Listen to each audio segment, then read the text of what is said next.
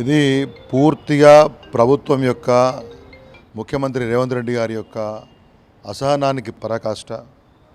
ప్రధాన ప్రతిపక్షంగా BRS party బాధ్యత ప్రజల కోసం, ప్రజల కష్ట నష్టాలపైన మాట్లాడటం, ప్రజలు కోరినప్పుడు వాళ్ళ దగ్గరికి వెళ్ళాల్సి రావడం, ఇది మా యొక్క బాధ్యత. ఇది మా యొక్క డెమోక్రటిక్ రైట్.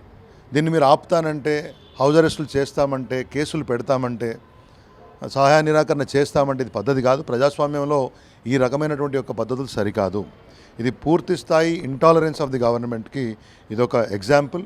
ఇవాళ హరీష్ రావు గారు, అదేవిధంగా మా మాజీ పరిగి ఎమ్మెల్యే మహేష్ రెడ్డి గారు, వీళ్ళందరూ కూడా పరిగిలో భూసేకరణ చేయడానికి అక్కడ ప్రజలు వ్యతిరేకంగా ఉంటే, ఇండస్ట్రియల్ పార్క్ పేరుతోటి అక్కడ ప్రజలు రండి మా కష్టాలు పట్టించుకోమంటే వాళ్ళు వెళ్తానంటే వాళ్ళని హౌస్ అరెస్ట్ చేయటము.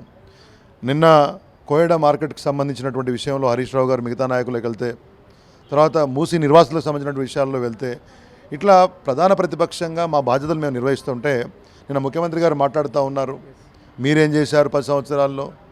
సరే మేమేం చేసామో ఏంటో, మీకు అధికారం ఇచ్చారు, 2.5 సంవత్సరాలు అయింది, మరి మీరేం చేశారు అనే విషయాన్ని ప్రజలు ప్రశ్నించినప్పుడు మేము వాళ్ళ వెంబడి ఉండాలి కదా.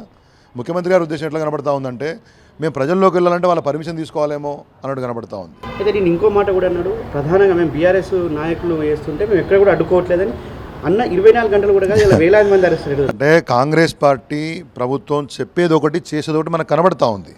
ఇప్పుడు ప్రధాన ప్రతిపక్షం ప్రజల్లోకి వెళ్తే మీకు అంత భయం ఎందుకు? మీరు చేస్తున్నటువంటి యొక్క ప్రజా వ్యతిరేక చర్యలను ప్రశ్నిస్తుంటే మీకు అంత కోపం ఎందుకు, అంత ఉలుకు ఎందుకు?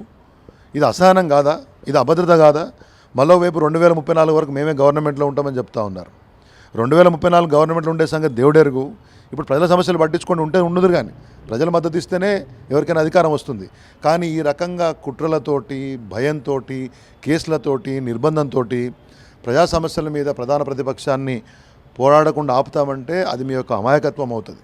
ఒకవైపు ప్రధాన ప్రతిపక్ష నాయకుడు రావాలా, మీరు రండి, సూచనలు ఇవ్వండి. మరి ప్రజల యొక్క సమస్యలను పట్టించుకునేది ఎవరు?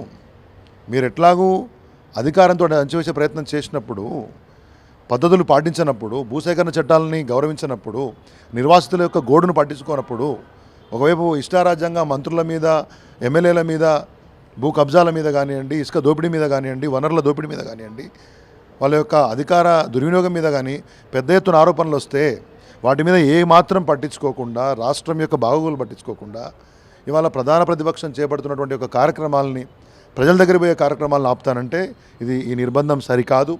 ఈ రకమైన పద్ధతులు సరికాదు. రాష్ట్రంలో ప్రజాస్వామ్య భావనను ముఖ్యమంత్రి గారు గౌరవించాలి, రాష్ట్ర పోలీస్ యంత్రాంగం కూడా గౌరవించాలి. ప్రధాన ప్రతిపక్షం స్వేచ్ఛగా ప్రజల తరపున పోరాడడానికి అవకాశం కల్పించాలి. బీఆర్ఎస్ పార్టీ అట్లా ఉంటే రేవంత్ రెడ్డి గారికి వాళ్ళ అవకాశం వచ్చి ఉండేది కాదు కదా.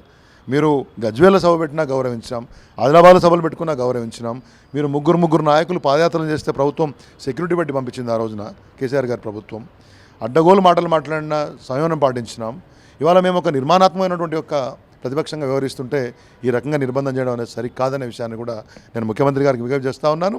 ఈ రకంగా ప్రవర్తిస్తే ప్రజల వైపు నుంచి మీకు చీత్కారం తప్పదనే విషయాన్ని కూడా మీకు గుర్తు చేస్తూ ఉన్నాను.